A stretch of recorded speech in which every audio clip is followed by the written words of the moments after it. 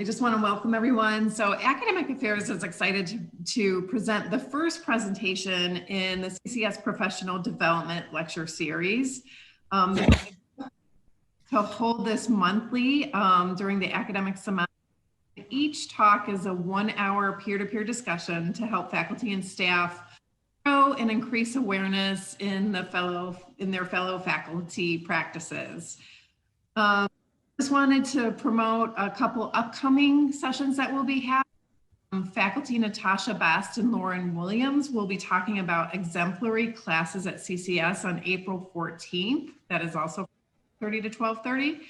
And myself, Kim Hardy, will cover goal-oriented assessment practices on May 11th from 11:30 to 12:30.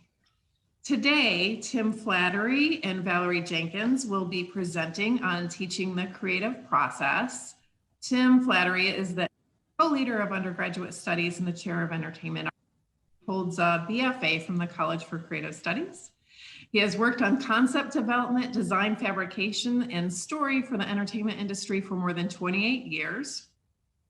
Tim has Steven Spielberg, Robert Zemeckis, and Tim Burton, and others on films such as Rise of the Guardians 2, Avengers, Infinity War, and Forever, and Fantastic Four, Rise of the Silver.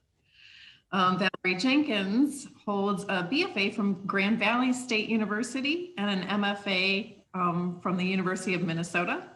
Her process is informed by histories of art that are rooted in observation, responsiveness, and play, and she works in painting, drawing, digital imagery, and sculpture.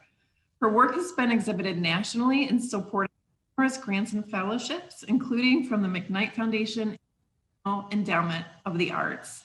We're happy to have both speakers here today. I want to welcome them, and I also want to thank Becca Pad and Amy Lizette for their hard work on this professional development series.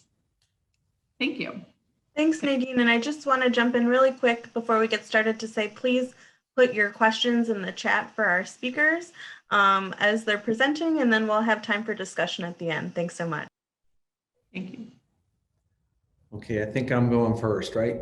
Yeah.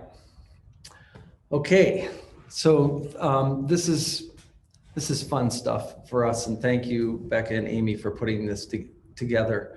Good morning, everybody. I'm going to share my screen. Today, I'm going to talk to you a little bit about how I go about teaching the creative process, and I'm going to do that through examples of student work from projects that I've worked on with students either in my class or within independent studies. So let's get started.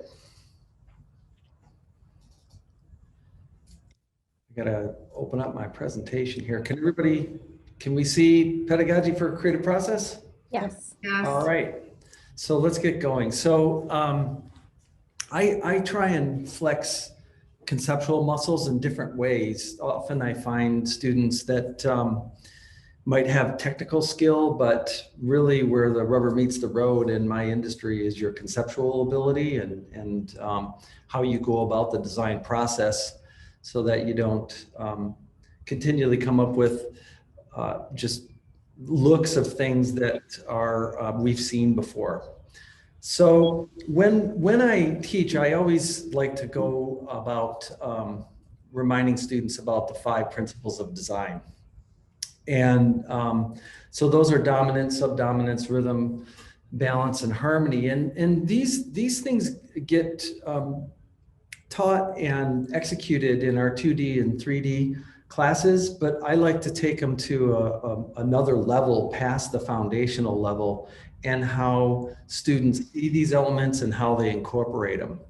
So like in my concept class, I like to handicap my students so they're forced to think of these 5 elements in a different way in their execution. And the way I handicap them is I'll tell them, okay, go out and the only items you're allowed to gather are sticks and leaves. And I want you to create a sculpture that represents all 5 of these elements. And within that sculpture, I want you to present and justify dominance, justify the subdominance, the rhythm, the balance, and the harmony using only sticks and leaves, and they're allowed to use a 2x2 piece of foam core and hot glue to put it together. And so I get a mixture of a lot of students in my class from transportation design, product design, obviously animators and game folks. So I get a lot of fun execution in this. So let's begin some of these examples. This is actually a motion student who doesn't draw. And he happened to grab the biggest chunk of wood he could find on the ground, but it led to kind of a fun thing when it came to his harmony and how he went about his sculpture. And he wanted to create this giant spider is what he presented. Because from this project, I asked them to photograph it from different angles and then choose one of those photographs and create from those 5 elements, either whether they find architecture in it or want to create a character or an environment, those types of things. And this is kind of what he came up with. And so I did an overlay in class. This was my overlay to just show him then compositionally in a value scale, how to bring a little more drama to a scene. If this is a gigantic spider, we're storytellers, put a story to it. Maybe it's attacking the city kind of thing. And so he went to a final rendering from there. This is the same project from another student. And she had, this is the top is a photo she took of her sculpture, had some great dominance that you see in the top and great subdominance on the bottom, and then created this value study of this character underneath. And so I had told her that in the critique that there was a great transition from those 5 elements and what she found, and a great value study of a really interesting character that she normally wouldn't come up with on her own. But to give it context that, what is this character doing within a story or a moment in time. And so she incorporated that when she did her final. And then this was her final. And it was just this jeweled snake that there's this confrontation with her character. And that's all she needed to bring this project to its finish. So this is called the Sticks and Leaves project. And so if you're in the Ford building and you see students walking around in the first 2 weeks of the semester with a piece of foam core with a bunch of sticks and leaves glued to it, it's because they're executing dominance, subdominance, rhythm, and harmony on a deep level. And I get a lot of great results from this project. So then I'd like to move into how we absorb nature and what nature gives us for free. And I work on that a lot with students in regards to how we use some of the things that happen in nature that just equal perfection, and how we interpolate that into our conceptual process. So asking students to be aware and be observers is something that's really important to me. And that's kind of what this next slide represents. I'll ask them to look at whatever forms nature inspire them, whether it might be an animal, an insect, a piece of driftwood, as you see here, a formation in a water ripple, anything that nature gives us for free. So this student had chose this piece of driftwood, took a photograph of it. And then from there, we'll talk about volume, those 5 elements continued, and line acceleration off that volume, and how you create section from that line acceleration, and how that can lead you to a whole different form language that you might come up with on your own, as opposed to just trying to come up with form out of your head. This gives you a head start. So she created a really cool little creature from this piece of driftwood. And as you can see how she found some really great acceleration off of these 3 elements that it gave her, and then how she created volume from that. And really came up with a great shape language for this little lizard that she did, and she had some great gesture here. But she took it even further when incorporating it into a story moment, and used the same shape language to create the anatomy of a human's face too. So she incorporated all that together into this final image of this little moment of a DNR guy interacting with these new species of lizards, all from inspired by a piece of driftwood and how she found volume and acceleration off that driftwood.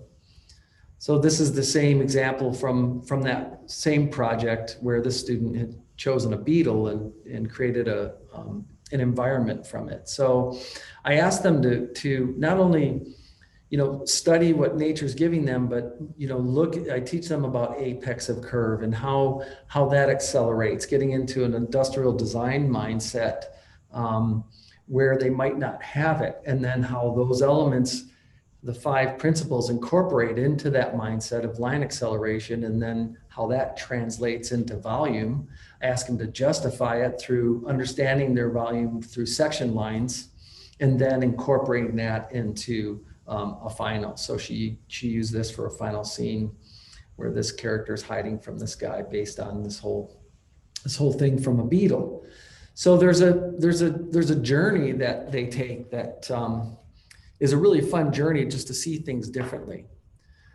So this next slide, I was working with a student who had it was a sophomore level student, had great technical ability as a sophomore, but what I find a lot is, like, if I say, okay, we're going to design a castle, for instance, I find students looking at castles for reference, and I end up just getting lots of castles and that we've seen before. And this student was kind of that person. And so I sat down with them, and I had a glass of water and a bottle of blue ink and a bottle of black ink.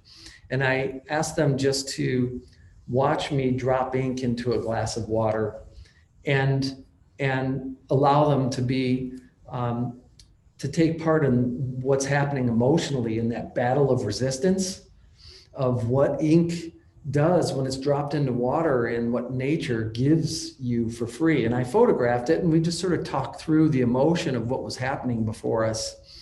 And then I dropped a drop of black ink in there. So this war that's going on inside this glass of water between these 2 elements is something that is incredibly graceful, beautiful, and emotional. And so I asked him what he was feeling when he was watching this. And then from there, we talked about the emotion of what was happening.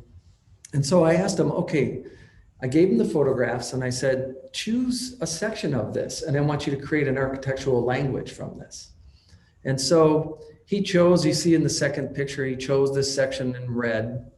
And then the next week he came back with this value study. And this is a student that did not have the conceptual muscles on any level before this process. And he would have never come up with this as an architectural language. And so from there, I just said to him, you've nailed it. Now let's make a city out of it and buildings out of it. And so the following week, he brought in this rendering, all based on what he was inspired by, that drop of ink. And so this is an architectural language that he just wasn't capable of. And watching that battle of resistance from nature allowed him to go to places he never would have gone before. So the same student, a lot of times if I do an independent study, I like to shoot the bull with students before we get started. And this week I had asked him how he was doing, and he had told me not too good. And I was like, well, why? And he said, well, I've been dating this girl for a year, and I just found out she was messing around with another guy.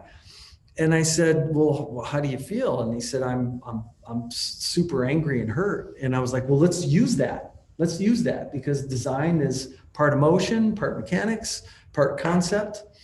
So I gave him a broad-did marker, put a piece of paper on the table, and I said, just close your eyes and allow yourself to feel the feelings that you're feeling right now, and let that express through the marker.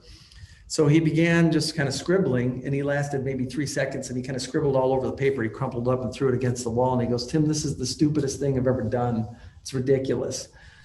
And I said, no, not really. And I picked up the paper, and I put it on the table, and I started photographing it. And I said, that crumpled paper with the drawing on it, it represents what you're feeling right now, and that can turn into design. So, here, take these pictures, choose a section of it, and create a character.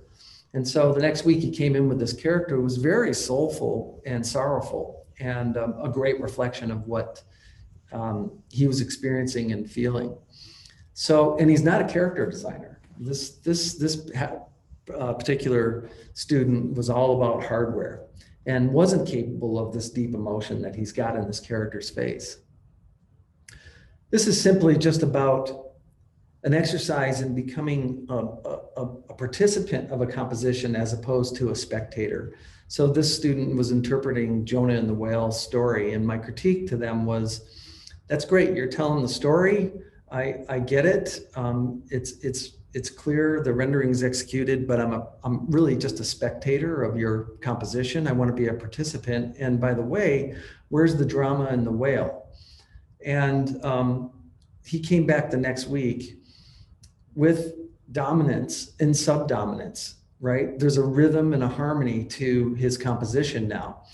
And there's a big difference conceptually and within story of how he makes us a participant of composition. So this is my last section, my last student. This is a really interesting project that I had done with this. This is a senior thesis for a student, and he wanted to interpret a story of a man that was in a coma, and he wanted to visualize this coma and his journey to try and get back. And part of his journey and motivation was his wife and getting back to his wife. And so we went through a series of what it was to go deeper and deeper into a coma, where you see in the top slides where your reality is very clear, and then as you get deeper into the coma, you become more distorted, right? So we went through a few different exercises and boards of how to create that distortion, and how do you visualize a coma? What does it look like? And that's what we're paid to do as concept artists. So we built a ramp and had a bunch of different little pints of paint. And this ramp had triangle blockers on it that represent the different stages of the coma. So as you see, he's pouring different colored paint with a friend of his down this ramp. And the farther it goes down, the more it runs into these blockers. So this ramp represents his character's coma, where he's got clarity up here, but as he goes deeper into the coma towards the bottom of the ramp, there's much more distortion in his coma. So that gives you a very emotional element.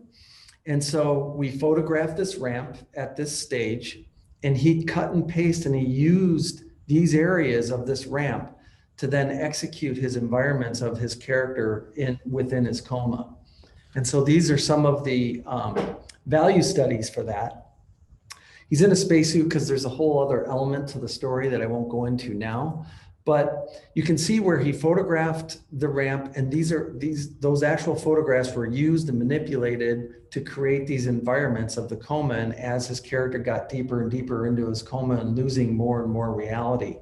And so trying to get back to his wife, you can see how his wife becomes more and more distorted. His view of his wife is more distorted, and he loses what she looks like.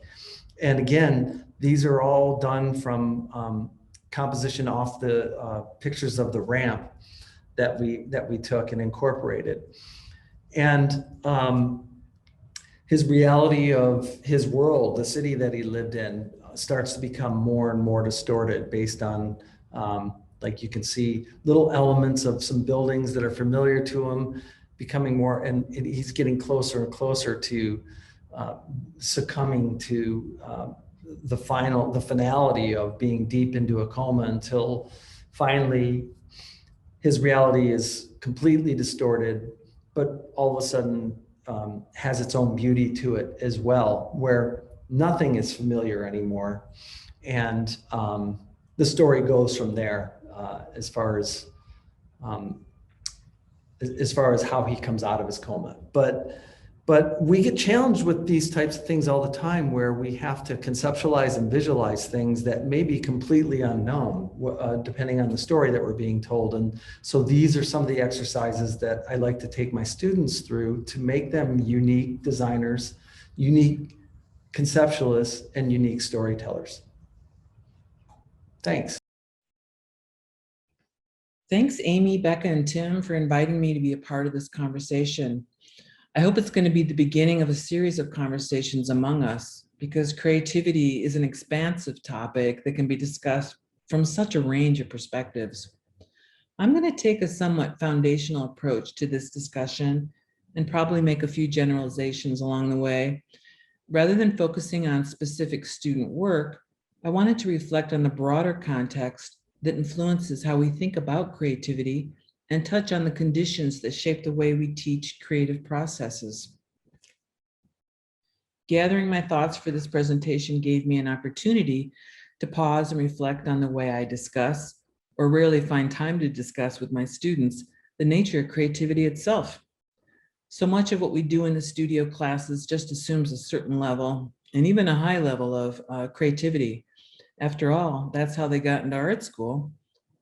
In the classroom, we talk about how ideas manifest in many different forms, but rarely do I stop to reflect on the creative process itself, or for certain, the broader context that informs how we look at creativity. From a historical and cultural perspective, creativity and creative people are defined in specific ways. Creativity is a term that we use all the time for many different reasons. There's an ordinariness to human creativity that it is embedded in everyday actions or gestures. Quoting language from this definition, we can easily say that to generate ideas, problem solve, communicate, or entertain is what it means to be a fully functioning social human being.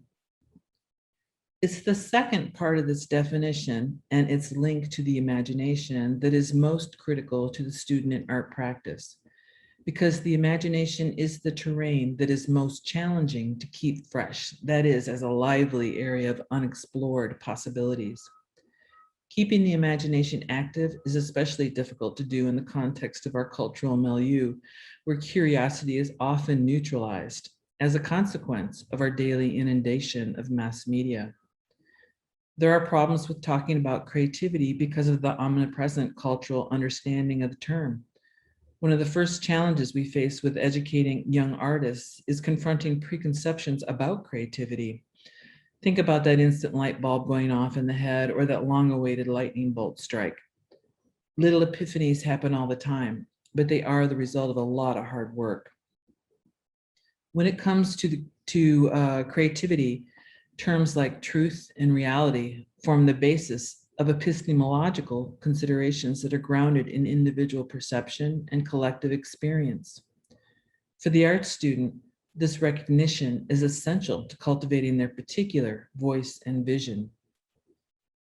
Many of the ways that we think about creativity can be meaningful to artists working methods today. Others, like originality, are historically situated in cultural value systems that are linked to Eurocentric ideals about the lone genius artist. Some attributes we assign to creativity feed long-held stereotypes about artistic temperament and behavior. Teaching creative processes then has to start with the recognition that the attributes we assign to creativity and to artistic identity are informed by cultural values. Individual students come with a range of preconceived ideas depending upon the extent to which they have been shaped by mostly Western historical notions about creativity. Students' exposure can happen through early educational training or within popular culture. Either way, a set of ideals and personal expectations are typically instilled before they arrive at art school. Some of these cultural and historically driven forces are something we need to contend with and confront as we teach creative processes, especially from the perspective of how these histories have functioned as dominating and/or oppressive lineages. As educators, our understanding of creativity must embrace histories that have been under-recorded and overlooked in the canonical history of art, including histories of women, BIPOC, and GLBTQ artists. As we include these histories within our creative paradigms, it's important to confront stereotypes and equip students with the tools and critical ability to consider creative processes from much broader perspectives that are inclusive of a diverse range of artist identities and cultural histories. In her book, Homo Aesthetics, Where Art Came From and Why, the author and scholar Ellen Dissanayake offers a concept of art that draws from and synthesizes many disciplines, including evolutionary biology, cognitive and developmental psychology, cultural and physical anthropology, neuroscience, and a lot more. Through studying ritual and play as human behaviors that, as Dasaniaki put it, make special actions, materials, and objects, she proposed that making special is an inherited tendency intrinsic to the human species as speech and tool making. Looking at art through a biobehavioral and ethical lens, Dasaniaki focuses on art's evolution as a means of making socially important activities memorable and pleasurable, and thus, she stated, a behavior essential to human survival. Play is a significant attribute of creativity for the art student and needs to be seriously integrated into research and practice. Ritual as action suggests structure or discipline, which begins to define the student's practice. Repetition is key to students learning the extent of their creative abilities. It can be challenging to keep students connected to core ideas about creativity that will in turn empower them to discover their unique creative potential, especially if their confidence is lowered or completely shaken, which can happen through the very methods we use to teach and/or assess creativity. Creativity as a means to a solution is the broadest use of the term. It's easy for many students to see creativity as a problem-solving tool, rather than a means to wonder, speculate, or critique. In popular culture, creativity is linked to inventive pursuit, aspirational feelings, well-being, and problem-solving. Generally, creativity is cited as a force for positive change, and the subject of many books and websites that focus on personal growth and wellness, which is all great. I would never discount the power of creativity and art used for therapeutic purposes, or the restorative power of creativity in the context of trauma. The problem for the artist is that creativity, as the word is used in most of these popular contexts, is simply not the way a lot of art is made. For many artists, creativity as a problem-solving process is not always the goal. Yet, problem-solving methodologies are a common way of teaching creative processes. This is incredibly important to some creative disciplines, particularly when the process relies on collaboration or a predetermined purpose. Creativity in this context is defined as having new and useful solutions to specific problems. The problem-solving model remains the consistent model in teaching creative processes, and this approach is necessary to innovation in any field. Problem-solving strategies can be an exuberant way of collaborating, thinking new ideas, and it's most useful when confronting problems with specific parameters where there are more established and measurable goals. Translating this into creative processes for artists is a mixed situation. Seeing the artwork principally as a solution to a perceived problem defines it to a greater degree before anything is ever made. I know it's important not to use a homogeneous lens when looking at creative practice. Many artists use design thinking or problem-solving strategies towards unique and innovative purposes. Within the field of art, creativity emerges in many ways that are not necessarily discrete or mutually exclusive from each other. But the unique problem for the artist is that creativity as a mode of problem solving is simply not the way a lot of art is made.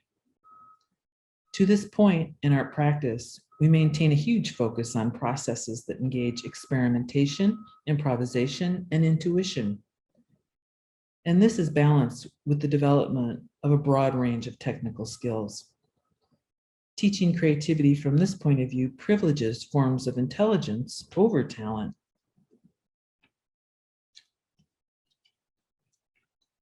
In fact, even the perception of talent can get in the way of how we teach and evaluate creativity. Talent is a word almost never used by professional artists, mostly because it harks back to creative genius ideologies historically attributed to mostly white men. In his book, Theories of Multiple Intelligences, Howard Gardner examines what he calls modes of intelligences by which individuals reason and interact with the world. This is rooted in the idea of experiential learning. It connects to Montessori education and even harks back to Frederick Froebel's original concept of kindergarten, where he noted that learning happens through exploring the physical and material relations of the body and space. Various ways of thinking about forms of intelligence have been historically valued and applied in different ways. Western art has tended to emphasize ideas that reinforce a representational perspective, such as mathematical, logical, or spatial and naturalistic ways of thinking. The development of linear perspective is a good example of this. The aim is on capturing physical likeness. This is unique to European and Western culture and is not a bad thing, just limiting in how we value certain systems of representation over others. For the artist, creativity must include expansive ways of thinking and a heightened awareness of the role of perception in the ways we apprehend reality. Intelligences, as Gardner describes, are a person's unique set of capabilities that have the potential to be developed.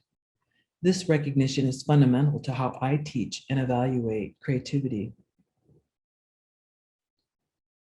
Providing students time and space to reflect and experiment and generate possibilities is essential to the experience of students in art practice. What I see in students is that creativity is at its height and is the most energized when the student feels free from demands based on commercial or professional success. This is particularly important at an undergraduate level of education when students are formulating roots that will nourish their creative practice for a lifetime. The goal for our students is for an expansive practice, inclusive of far more speculative work and research not immediately applied to the making of the project at hand. Creating and maintaining an artistic practice is to a large degree about establishing a new way of thinking and working, then feeding that process. In junior and senior studio, days and weeks are spent investigating visual language, experimenting with materials, researching subjects, accepting and rejecting ideas. Time is given to dwell with the work in order to understand it in deeper ways. The risk of problem solving as a type of business model for developing artists can also create assumptions about how and where an artist needs to invest time and money to receive the greatest return. This is an instant form of performance pressure and ultimately reduces how much risk a student is willing to take on in their creative process. I think it's also important to note that creativity in our students by and large has been affected by the No Child Left Behind legislation. When education moved towards problem-solving ways of thinking, and art is defined within educational blocks that have been, or that have specified learning objectives based on problem-solving methods. An example of this would be assignments with outcomes based on how well a student can reproduce a master work, or other approaches that exemplify predetermined modes of working relative to the fields the student aspires to. A stream of similar experiences reinforces problem solving as the principal method by which one approaches their studio work. This is part of the baggage that the artist has to contend with as they begin to work independently. Through early education, students learn a type of behavior that focuses on sets of activities that bring the most reward for the least amount of work. Students have not merely learned the behavior, they have in some ways internalized a set of values about making that are very limiting and for certain can amplify the fear of failure. For the student involved in speculative investigation, focusing on generative processes rather than discrete objects, the pressures of completing a college degree with cost-benefit business model ratio can create unproductive tension when spending time and money on speculative work. Costs of education, amount of credit loads required by students, all has an impact on their creativity. Failure for students has connotations linked to real-life consequences, like not being eligible for financial aid if your GPA drops too low, or not being able to afford materials. While a student is engaged in speculative processes, Failure has to be seen as a crucial component of artistic production, that is, as a generative force rather than antagonistic to success or a terminal condition based on getting it wrong.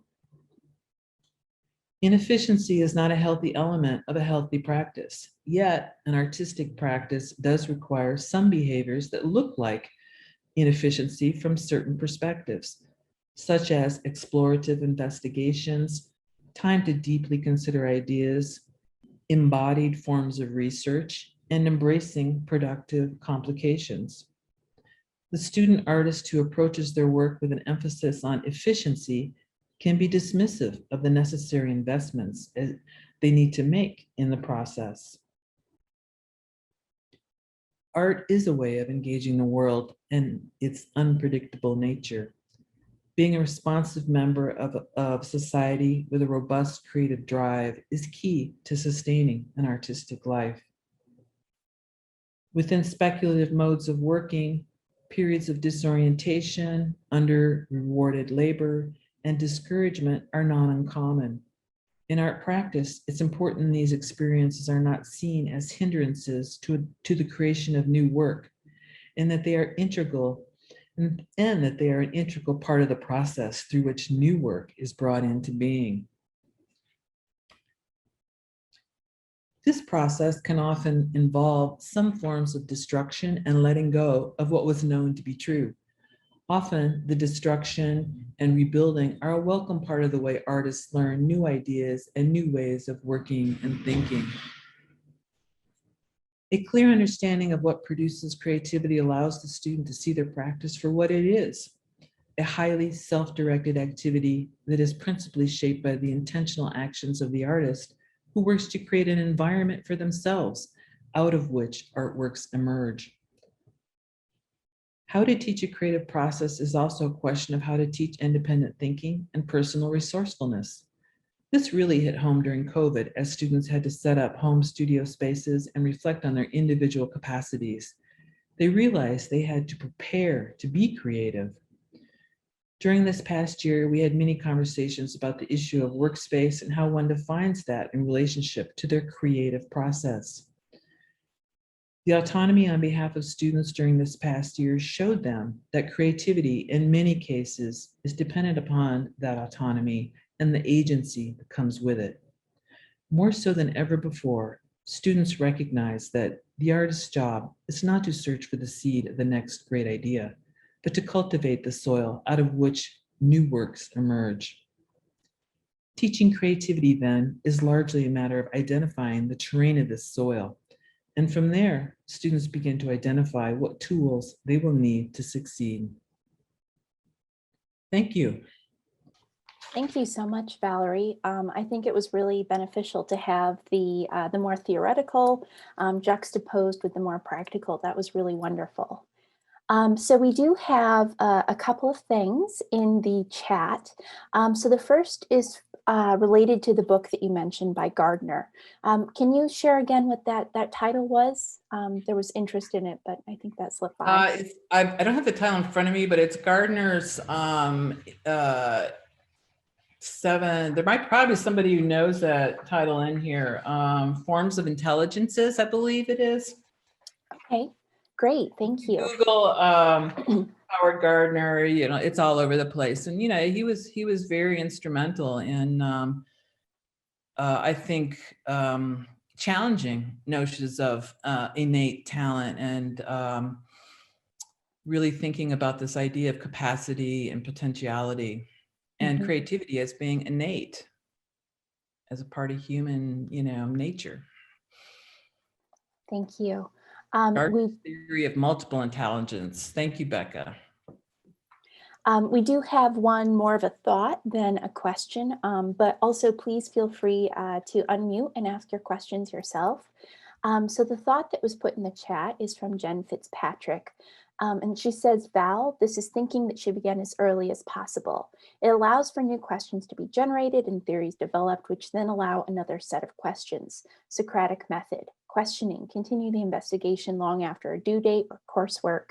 And Matisse famously said that there was not one work he would not readdress.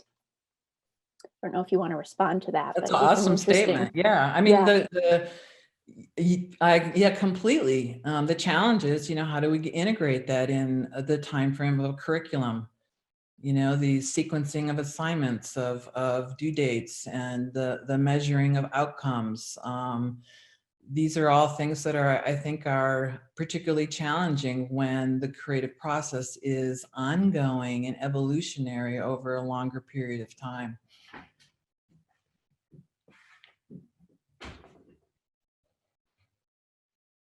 Great statement though, Jen. Thank you.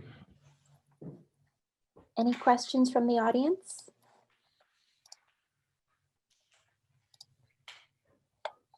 Well, I think it was very comprehensive, and perhaps people are still just kind of taking that in. We do have a couple of things that we were thinking of that would be beneficial to hear from you. And this is for both of you. What do you think are some of the most challenging aspects of teaching the creative process, either online or in person? Who's going first, me or you, Val? Well, I think I just talked about that in the sense that whether it's online in person, it's really a psychological perspective in a way on creativity, in the sense of how students understand what that is. And I appreciated, Tim, that your approach in terms of obstructions. I do that a lot too in the classroom, and the whole idea of trying to derail, a certain momentum or predictability in the way that students are moving through conceptual development. In our context, ideas are generated through material manipulation. And so the freedom of allowing an idea to be able to develop in response to what the material is doing is at the heart of what we do.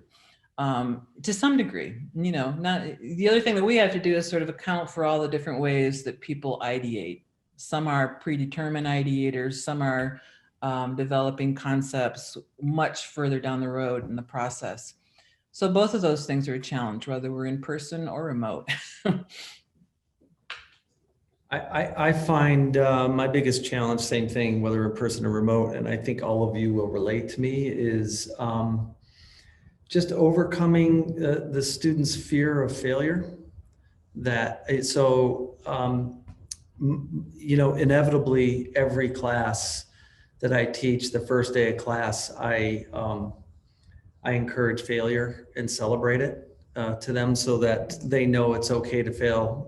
Otherwise, they're not going to learn anything. And two, how else are we going to push the envelope without taking risk, failing miserably, learning from it, overcoming, and then getting better? And so that's my biggest take on this. And I'm sure you all agree as well that it seems to be harder and harder to receive the risk taking from our students that I really want them to take. Mm-hmm. Yeah, I try not to use the word failure as much as I can, because we're so involved in generative processes, and so if one aspect of that generative process is not working out well, it's an opportunity. It's not a failure, to be able to do something different, and that's the way we look at it. And so that's why I commented. I mean, I think the issue of failure is an interesting conversation in terms of creative processes and how we're teaching them, and with regards to how we talk about failure. Really, as I said in my presentation, the only way someone could fail is by not showing up to do the work. And the basis of this too is that a creative process involves a lot of hard work. It takes time and commitment, and that's the other thing that is very challenging for students. Yeah, I mean that's my point. You'll have some students, I'm sure you all have as well, that they freeze up and can't even push through an execution of an assignment because of the fear of it not being right. Mm-hmm. And that's what we need to overcome, as educators in 2021, is that allowing them the pathway to push through that fear of whether they consider it failure. So that's a good point, Val, or just not getting it right, or whatever, however you want to define it. But sometimes they just handicap themselves even before they start. And that's that value system that I feel like they kind of come with. So, Right. Them sort of worrying more about, how to please the instructor, or getting the good grade, or and using the most efficient means possible in order to get to that. And so that discounts right away that space of tripping through, of kind of scratching through and figuring out what's going to happen. And Carla in the chat was saying that iterative generative processes don't generate failure, but are rather stumbling blocks or challenges that are part of the process. And also that the fear of not being right is a generational perspective. So teaching how to move through that is important. But I see that Jen has her hand up. You got that, Amy? Great. Yes. So Jen, perfect. Yeah, I have a thought, and maybe it's a question and a thought, which is, I think that the students may have this potentiality within them. And some of what we're maybe trying to do is show them or connect those dots for them. And are there ways that this could be done, or methods? This is a really general question, so I'm sorry.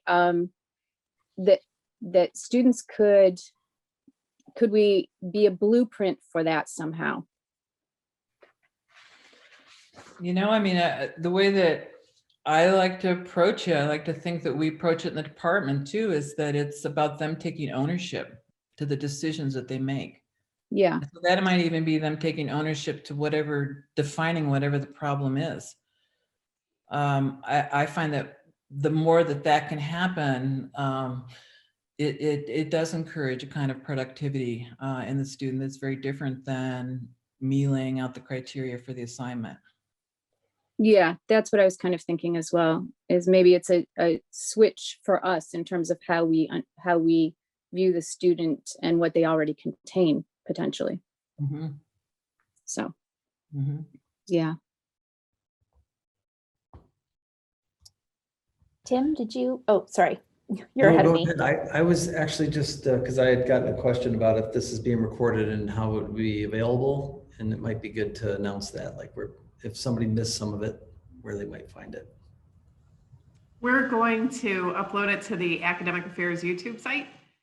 So we will put it out on YouTube under the CCS Academic Affairs site. We can also put it on Blackboard as well.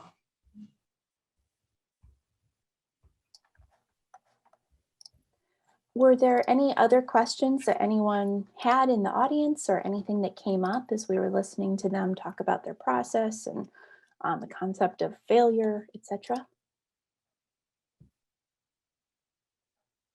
Oh, Susan, yes, please. Hi, I just wanted to say that I think this conversation is quite timely as it relates to the way in which we're beginning to rethink the foundation program. So that idea, I agree with Jen. I think this kind of thinking, this kind of iterative thinking needs to start early and needs to start in the first year, so that, to Carla's comment, students will learn quickly that, not being right isn't a bad thing. It's a learning opportunity, and hopefully that if it starts that early, it will help to mitigate these fears that they have coming here and trying desperately to succeed. Maybe too much too soon trying to succeed. Sometimes the questions are better than the answers early on. So that's all I have to say. Thank you for organizing this. Great point. Anyone else? I think we have time for one more question. Okay, well, I actually do have a question, and that has to do with teaching the creative process. How has it affected your personal processes? Who's that directed towards? Either of you. So what I presented, I actually use in my professional practice on movies, where, if I'm I wanted to use all students' work in this presentation, but a lot of times when I lecture about the creative process, I'll use my own as well to show the same processes that lead to a spaceship design in Star Trek, to push the boundary of shape language, or to break my own barriers of how I might fall into a familiar rut in my design process. And so I incorporate these in my own practice, and it's what's worked for me, and that's why I teach these techniques to my students, because it keeps you from repeating some of the same aesthetics. Yeah, I mean, I would agree. I try to give my students the same privileges and the same freedom that I want to have in my own studio, to explore ideas without any assumption about what's going to develop. So yeah, I mean, I operate the same way in the studio, in the classroom in that sense. There are certain things that I do in my studio I would never do in the classroom, in terms of the amount of work that maybe doesn't develop, doesn't go anywhere. I have the time and the luxury to be able to produce from that perspective far more in many ways than students do. So I think, oops. Okay, so I saw Sue put something in the chat about liking the process of looking outward to nature and the everyday in order to bring new visual language to spaces. So I agree with that. I thought that was a really interesting thing. And Nadine, just to wrap up, added in the schedule for our next talk. So we look forward to having you join us in April to hear about some exemplary classes, and hopefully for you to bring your own experiences in the classroom to that discussion as well. So thank you again for coming, and thank you to our speakers today. It was really great, a really great kickoff to this lecture series.